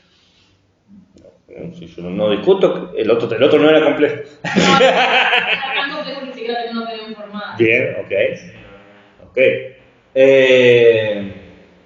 Tenemos que recibir a gente de Palestina que ha sido bombardeada y todo eso, acá en Argentina. Sí. Sí, puedo decir que sí. ¿Y qué hacemos con la gente que se muere de hambre acá? Porque recibimos y le damos víveres y comida a los que vienen. Nos mandamos Hay que hacer tal. No hace Claro, nada. Se dice, tenemos como un deber de recibir a todo aquel exiliado o en situación de guerra o una posibilidad. Yo no hice esa pregunta. Tenemos, digo. No es responsabilidad. Tenemos que darle salud gratuita a gente de Bolivia cuando se enferma, cuando uno en Bolivia se enferma no accede a eso. Eso está pasando. Y claro, eso me pregunté yo, porque como en un país de crisis se estaría dejando también de lado a los argentinos que no accederían, pero... Son todos problemas éticos, lo que les he dicho. Todos con sus graves dificultades. La mayoría de la gente le cuesta tomar decisiones. Está bien que yo me haga unas rastas y escuche reggae y todo eso. No es apropiación cultural. Sí, está bien. ¿Sí? No es determinante, pero por ejemplo el de los bolivianos, para que accedan a la salud, yo tengo una opinión personal, no digo usted, yo creo que sí se debe recibir a todas las personas de todos los países, siempre y cuando el país no se encuentre en crisis, por lo menos en una situación... ¿Qué país no está en crisis? Suiza, ¿no está en crisis? ¿Ha visto el PBI de Suiza? No, mejor que el nuestro. Eso es un diario eurocentrista. Bueno, Inglaterra. Inglaterra, después del Brexit, decir que no está en crisis. Bueno, alguna vez está bien. ¿Cuál? Ahí está el Bueno, tema. hay que estar bien, pero nosotros estamos bastante mal. No somos para hacer la colonia. Vos decís que estamos mal. Sí. Muy bien, ok. Que se dice ahora que, o sea, no estoy de acuerdo en eso, pero que he visto que pasa noticias así, que tiene mejor Índice de felicidad. Ajá, eso. Si estamos bien, ¿por qué gente de Venezuela quiere venir acá? Si estamos mal, digo. Estamos mal porque voy a estar muy mal. Entonces, se ve que estamos mal no estamos, porque si todavía la gente cree que hay lugar a opción acá. Hay una dificultad, dice Schmitt, en la dinámica en cómo se han construido las relaciones cívicas a través del liberalismo, donde no está claro qué está bien y qué está mal, qué se debe hacer y qué no se debe hacer, qué es lo correcto y qué es lo incorrecto, qué es lo adecuado y lo inadecuado. Lo que hoy llamamos el mundo de la posverdad, que no existía ese término en Schmitt, es justamente el problema de no estar nunca seguros. En un estado fuerte es clara la decisión tomada, es clara la seguridad, es clara lo que se sostiene, es claro la orientación de lo que se establece como correcto o incorrecto. Después podemos discutir si ha acertado o no ha acertado, si está todo bien, pero no deja de tener sentido, dice Schmitt, que antes de que los modelos liberales tengan más fuerza, las decisiones eran claras, directas y organizativas. Ahora, cuando un gobierno gana mayoría, no pasa el 60%, no hay mayoría del 90% como existía antes en las elecciones democráticas. No existe eso. Bueno, en Corea del Norte sí, pero voy a saber por qué. Claro. 90 y pico por ciento. Claro. 97, algo así. Sí, sí, fraude puede ser, probablemente.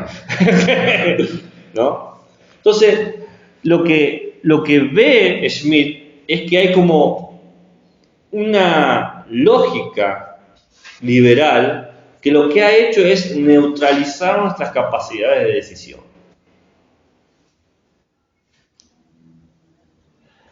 La subjetividad liberal es incapaz de poder pensar todo lo que tiene que pensar para poder tomar una decisión. El caos político, cultural, económico es tan grande que no puede tomar decisiones y se deja llevar por lo poco que sabe que es el mercado. Entonces, su incapacidad de tomar decisiones lo lleva a la incapacidad de confiar y lo lleva a un automatismo. No es reflexivo, no discute. Y es como que reduce la política a lo económico. Es el vaciamiento de lo político. Si vos reducís algo a otra cosa que no es de lo que estamos hablando, no estamos haciendo eso. Si yo discuto la política desde lo económico, no estoy discutiendo política, ¿qué estoy discutiendo? Claro. Entonces no estoy haciendo política. Es otra cosa lo que estoy haciendo. Entonces, ya no tengo ni siquiera certeza de lo que hago, porque hago una cosa por otra, considerando que eso es lo correcto, y tampoco estoy seguro si es correcto. Pero desde Bobbio podríamos decir que no hay liberalismo puro, siempre va a haber algo de democracia. ¿No? Sí, tampoco hay democracia pura. Claro. ¿Y qué hacemos con eso?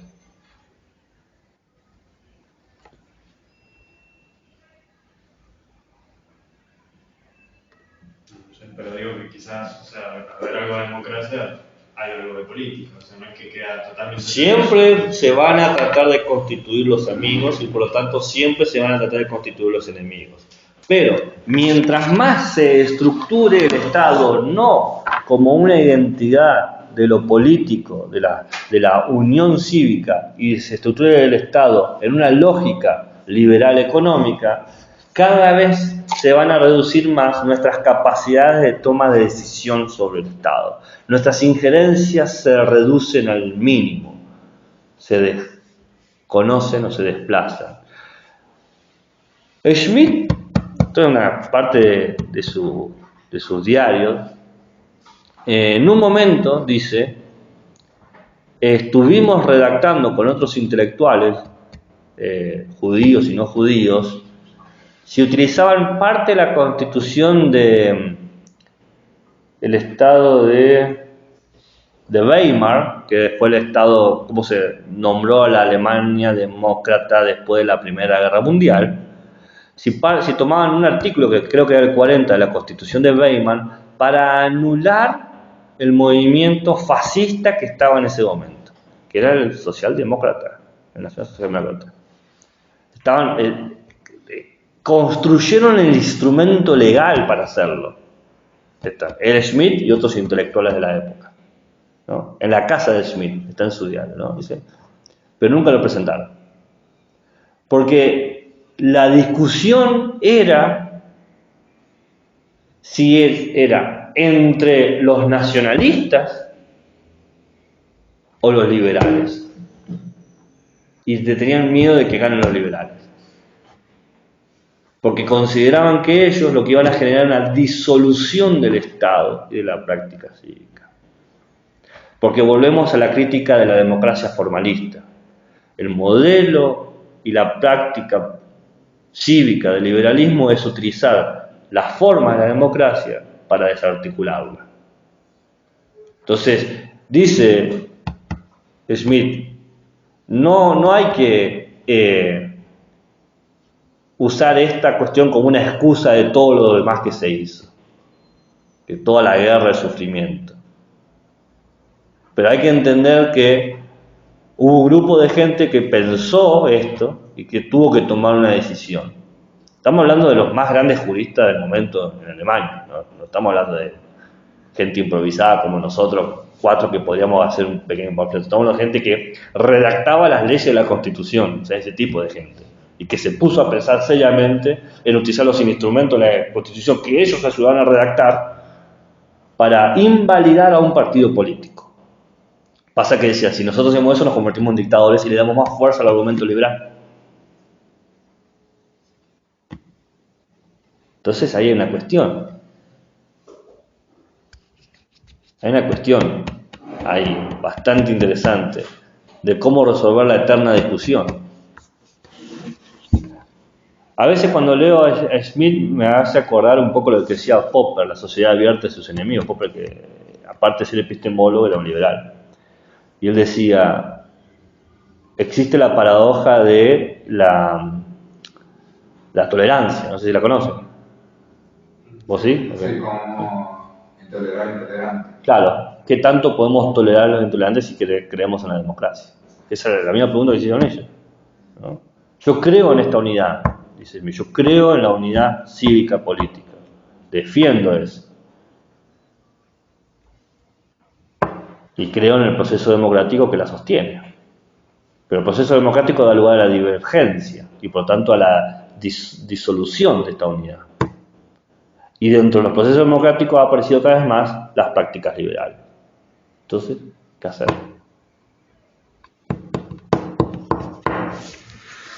Para Schmitt es muy fácil, un Estado fuerte. En ese sentido siempre ha sido de derecha. Un Estado fuerte, ampliado, interventor.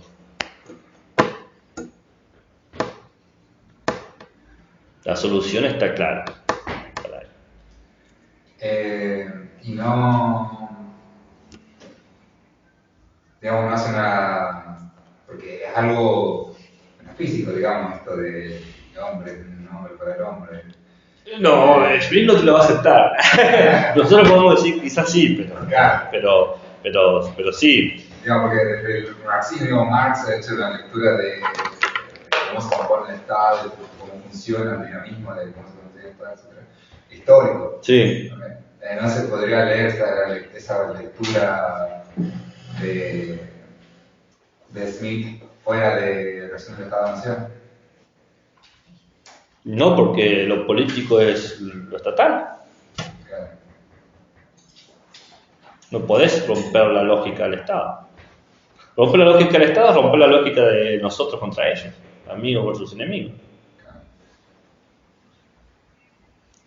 Esta idea de Schmitt es para nosotros fácil llevarla a la idea de la interpretación de la derecha. Como que es fácil. Como era fácil ese movimiento, en vez de traer después dos autores que vean uno de derecha y uno de izquierda de Schmitt, voy a traer una sola autora para ver de la izquierda cómo se toman estos elementos, que va a ser Chantal Mouffe, ¿bien? Que es neomarxista, más roja que la remera que tenés puesta. Para que se den una idea, ¿no? Esposa, pareja de Laclau, que otros años hemos dado Laclau, bueno, damos Mouffe, ¿no? Vamos alternando con los muchachos. Pasa que con Laclau tendríamos que hablar de populismo y toda esa cosa, ¿no? Hay que ver otros autores previos para llegar a eso. Bien, mis 4 preguntas clásicas. ¿Qué piensan de esta imagen de ciudadano? ¿Cómo creen que llegamos aquí? ¿Qué implicancias ven inmediatas? Y si están de acuerdo o están en desacuerdo.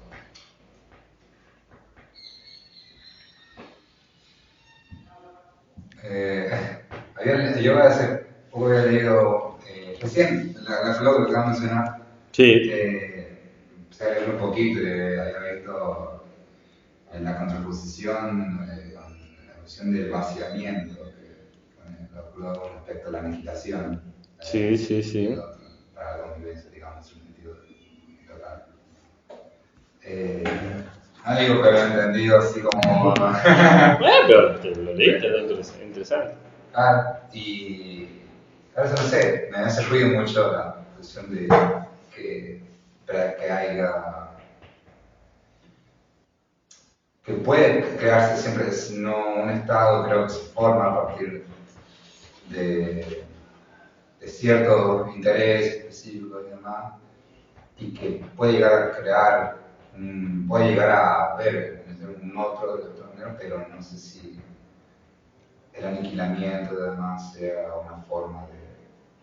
O sea, esa forma de tener determinadamente la eliminación del otro, ¿no? Hace mucho ruido eso. Sí, seguro. No sé. Yo preguntaría, si estoy con la camiseta de Schmitt, es ¿qué Estado no ha matado? Pero ningún Estado, no hay ningún matado ejemplar, digamos, ¿cómo se llama? No hay ningún Estado que no sea sus bases entintadas. Entonces, la muerte con el Estado está. Nosotros tenemos, por ejemplo, la conquista del desierto. Claro. Para pensarlo ahí más o menos. La guerra de Triple Alianza. sin pensar las últimas muertes, ¿no? Con la dictadura, por ejemplo. Entonces, la muerte puede ser algo incómodo, pero no es ajena a lo político. Marchas políticas se han hecho por muertes. Pero lo que me parece a mí es que, por ejemplo, los estados liberales, me parece que sobre el Ius Belli, se preparan tanto más que los estados demócratas para la guerra. O sea, el derecho a la guerra está presente y se arman de lo que ellos consideran el conocimiento importante para una guerra intelectual y de lo que ellos consideran militarmente importante. Más, creo que ahora se está comprando bastante artillería de milicia. Es que sí, todo Estado, por ser Estado, se prepara para la guerra. Pero en ese caso se tendría una conciencia de sus enemigos. Y No es que se ha disuelto el Estado porque los Estados siguen existiendo, sino que el Estado se ha vaciado de lo político, porque los ciudadanos ya no son partícipes de las prácticas de decisión del Estado. Y en la democracia sí. No, en la democracia actual, que es liberal, no, para ellos no. La anterior, quizás, más directa, sí. Yo creo que esto de que se dice de que ahora con la compra de Guello ni el alineamiento con la OTAN y demás, antes de eso se decía, antes era que Argentina era un estado neutro y no sé, o sea, que siempre se ha habido figura de enemigo, digamos, pero el reconocimiento de que el Estado, así, totalmente que el Estado argentino tenga un enemigo formal o algo, no tuvo por lo opción. menos yo de lo que vi, no. Argentina sí ha tenido enemigos formales. No tuvo opción con Inglaterra. No, sí, eso sí. Sí tuvo opción, eligió la guerra. Pero fíjense que en distintos gobiernos Argentina ha estado con una coalición favorable a estados más socialistas, si se quiere, como Rusia, China, y otros momentos gobiernos ha estado más cercano a estados más liberales como Estados Unidos y Reino Unido. Vamos pivoteando, pero siempre vamos así. No podés estar con los dos al mismo tiempo, así que cuando estás con uno, no estás con el otro. Ahora se están generando mecanismos para de romper o concluir los contratos con China, por ejemplo, e iniciar nuevos contratos con Estados Unidos. Según Smith, estaría bien la reacción que tuvo Argentina ante las Malvinas. O sea, de hacerle frente a un enemigo que obviamente es más poderoso que sus amigos. La idea de que alguien es obviamente más poderoso que vos no está en Smith. Lo que sí está en Smith es la obviedad de que tenés que mantener la unidad a como sea. Pero el problema es que el fracaso de la guerra de Malvinas, más allá de las obvias muertes y las tragedias que eso incluyó de los soldados y las enfermeras que fueron a ese territorio, está en que no logró mantener la unidad, porque ese Estado se cayó, el Estado de facto dejó de operar unos meses después de la derrota de Malvinas. Entonces, si lo pensamos en términos políticos, totalmente... y yo personalmente creo que todas las guerras van, pero políticamente... ¿no? La verdad pensaban que iban a ganar, no sé. ¿Qué pensaban que iban a hacer? Pensaban mantener el gobierno, no pensaban en las muertes que generaron y sabían que no iban a ganar. ¿Cómo iban a ganar esa guerra? No sé, mandando chicos de... Si no tenías aliados, si no tenías un plan de guerra, si no tenías armamento, ¿cómo ibas a ganar esa guerra? No, porque eso es lo que No podés ganar esa guerra. Pero importaba la guerra en sí. Si seguimos a Schmitt, importaba el derecho de poder hacerlo.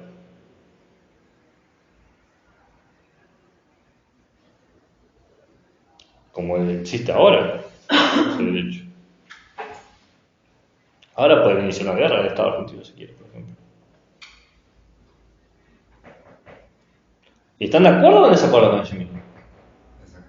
¿Desacuerdo? Alto Gil, alto banana. Estoy bien de acuerdo, creo que la verdad que define bastante bien la realidad, que nos guste o no, bueno, y si creo que puede ser un pensamiento que puede usarse para ambas posturas, izquierda y derecha.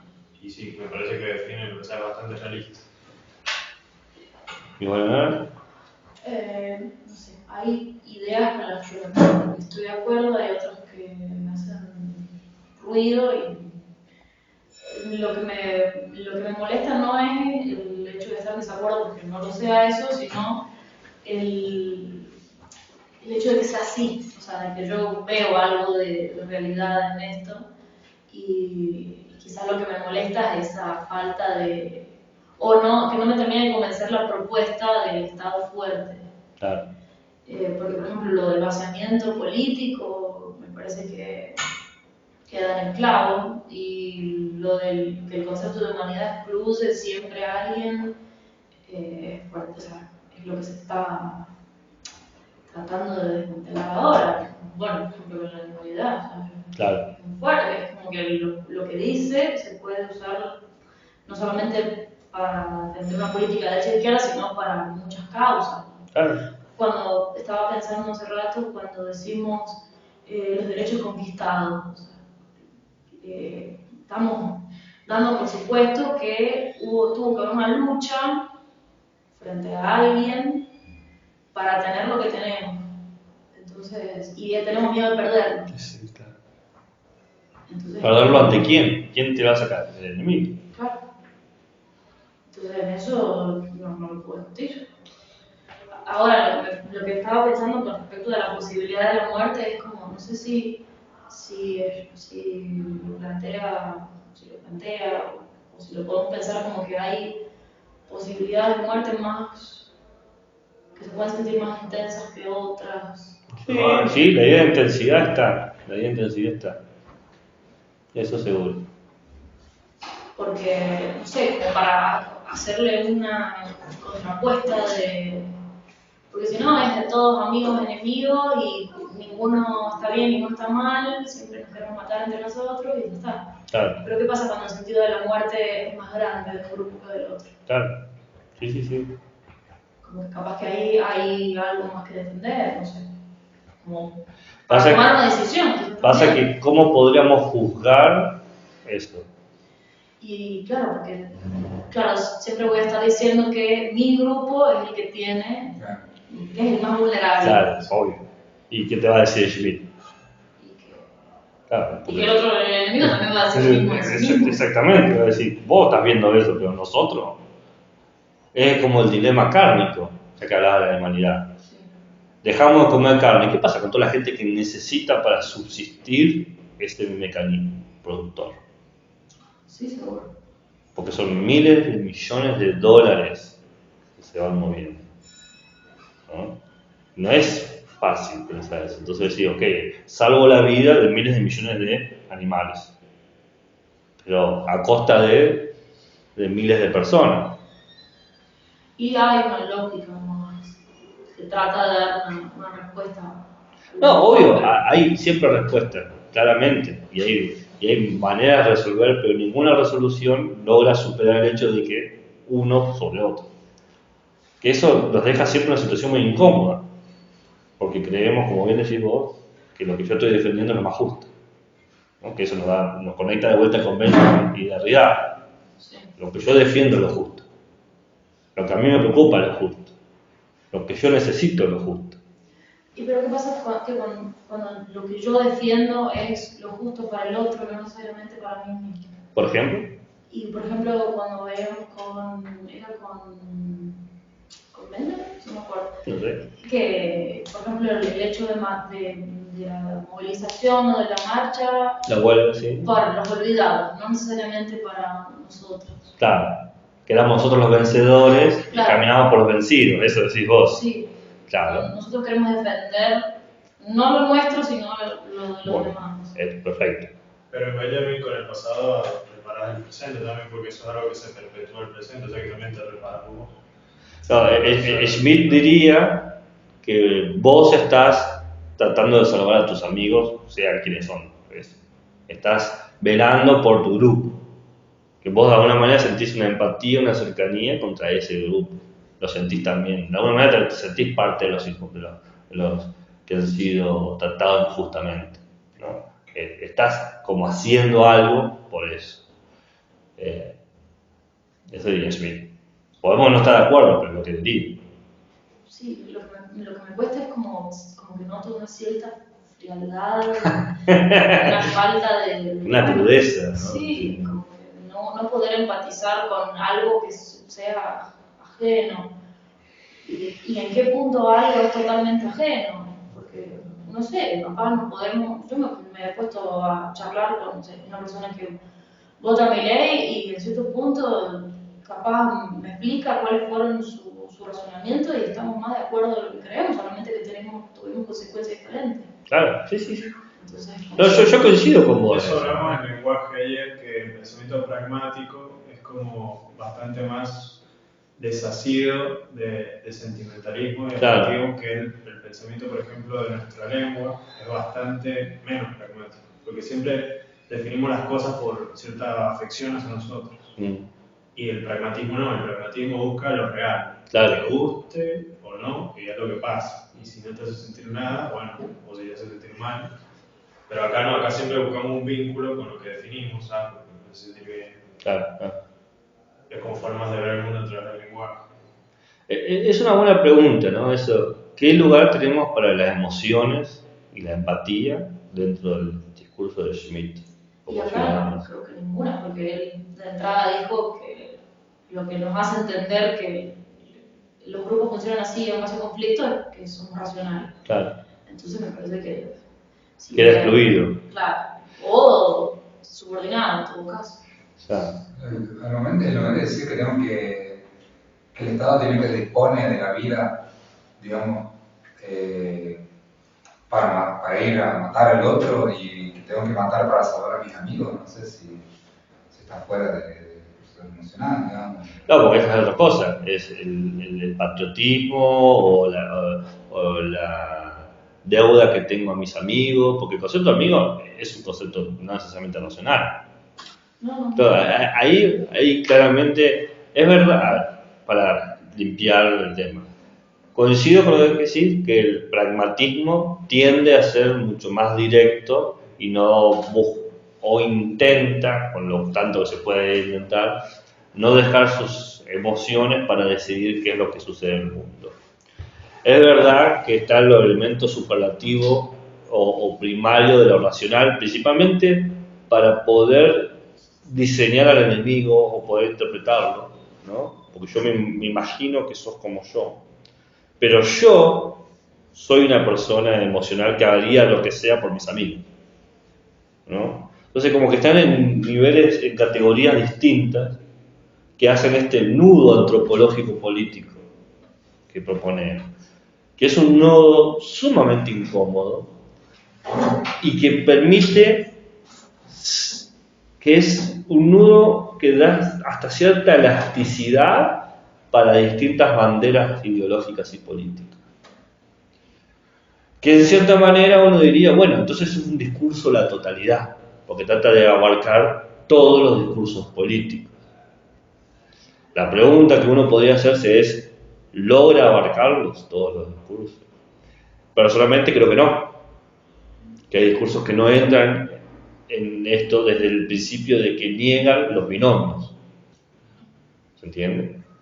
Pero es difícil a veces encontrar esos discursos, porque en la práctica de la cotidianidad opera el binomio, las oposiciones binarias, ¿no? Entonces ahí empieza el conflicto. Y el tema es que quienes deciden en la democracia son los que actúan en la cotidianidad, no los pocos, sino la masa, la mayoría. Entonces ahí se pone más peluda la cosa. Ok, no son todos, pero no deja de tener cierto éxito. Entonces, ¿cómo hacemos? Y lo que decía Leonardo decía de que podés conversar con alguien que tiene una idea política diferente a vos, digamos, como mimetizarte con esa persona y decir no somos tan diferentes, eso pasa y yo... Simpatizar. Empatizar, y yo lo creo, pero creo que muy en general lo que sucede es que nunca vas a empatizar tanto. Pero yo dije simpatizar, no dije empatizar. Bueno, nunca va a acercarte tanto como una persona que tiene exactamente los mismos ideales que vos. Pero tampoco nunca vas a encontrar eso. No, pero siempre es como que las personas que piensan igual a vos, como que listo, te vas mejor de inmediato y compartís conocimientos. Ahí decía, por ejemplo, al principio que las personas, los amigos, comparten deseos, creencias y valores, por eso son como un grupo unificado. Entonces ahí deben haber emociones, pero dentro de un grupo. Y después fuera de ese grupo esas emociones merman, porque ya no se comparten deseos, creencias y conocimientos o valores. Entonces, Puede ser, sí. y hay un choque, porque lo que yo diga tiene consecuencias morales que a vos no te van a gustar, y eso va a tener repercusiones que para vos van a ser, no sé, indignas u horribles, y entonces ya la amistad se estropeza un poco, porque es como, sí, pero lo que vos decís lleva a esto. No, y lo que vos decís lleva a aquello, uy, no, entonces ya tenés una imagen negativa del otro, porque es como consecuencias feas para tu lógica de grupo. Claro, vos decís, ¿cómo hacer ser amigo de un facho? Decís vos. Claro, porque vos decís, bueno, es buena persona, pero todos sus argumentos llevan a esta conclusión. Así. O sea, no lo ve, quizás sí lo ve, pero no puedo ser amigo de alguien así, o no de verdad, que me hace mal, o no comparto para nada. Claro, sí, entiendo. La amistad se va a entorpecer, aunque vos tengas la mejor de las que yo la tengo y yo puedo ser amigo de cualquier persona, no tengo problema, pero se va a entorpecer, digamos. Hay una amistad ahí que puede explotar, digamos. ¿No? ¿Está bien? ¿Qué piensan ustedes? Comentarios. Sí. Claro, bueno, No, sí, perfecto, concuerdo. Nosotros nos forzamos, obviamente, a ser amigos, respetar la opinión del otro, pero el contenido de la opinión puede que quizás no sea respetable y criticable, cuestionable, y obviamente no estamos con eso. Pero bueno, así. Me cuesta el concepto de amigo, porque siento como que se permanece en el plano con el medio ideal, como que yo defiendo a mis amigos, pero es mentira, defiendo una idea de amistad, porque cuando uno defiende, si vamos a ser prácticos, si yo quiero defender a mis amigos, yo defiendo a mis amigos específicamente. Y acá veíamos que no nos interesa eso, sino el mantener los ideales del grupo, Claro. no a los individuos. Claro, Es sí. como una idea vacía de la amistad. O sea, no defiendo los valores o sea, obviamente defiendo los valores de mis amigos, pero los defiendo específicamente, porque me preocupan su individualidad, Claro. además de como comunidad. Estoy de acuerdo con todo lo que has dicho, excepto la idea de que sea vacía. Okay. Podría quizás no estar tan completa en contenido, pero un contenido hay. Por ejemplo, volviendo al tema de la marcha, 10 cuadras de marcha. Yo no sé si voy a llevar bien con toda la gente de la marcha. Probablemente con el 90% de esas personas no. Pero hay algo que une a todo eso. Y quizás en ese momento puede decir, acá hay un valor compartido, ¿no? Una unidad, ¿no? Y en el sentido de Schmitt sería, hay una cuestión de amistad. Como que se pierde la individualidad en el grupo, porque el valor es lo que Claro. esa amistad general, y bueno, las individuales son, no sé, Sí. Por eso decía, yo con lo que has dicho, concuerdo con todo, excepto la idea del vaciamiento. Quizás puede que no sea tan intenso, que no sea tan fuerte. No sé si me siento tan cómodo con algo nihilista, con la nada, con vacío, ¿no? Diría que algo. Por eso con el Schmitt también el problema de la idea de vaciamiento. Quizás la idea es que puede que se va vaciando, pero no logra vaciarse del todo. Ahí puede ser, ¿no? Me explico cómo. Digo. Pero también debemos pensar como que son amigos de grupos en unas cosas y en otras no. Claro. Entonces no es una amistad Legítima. Claro, o total, o no sé. Claro, una amistad aristotélica. Claro. Como con el ejemplo que usted dice, somos amigos en la marcha. Ahora, Claro. nos encontramos en otro lado, capaz que somos enemigos. Claro. Como que ahí se ve que a veces la cotidianidad no siempre opera en binomios. Claro. Es mucho más complejo. Exacto, eso sí seguro, eso seguro. Bueno, hacemos un break de unos 20 minutos y después hacemos la actividad que era para la semana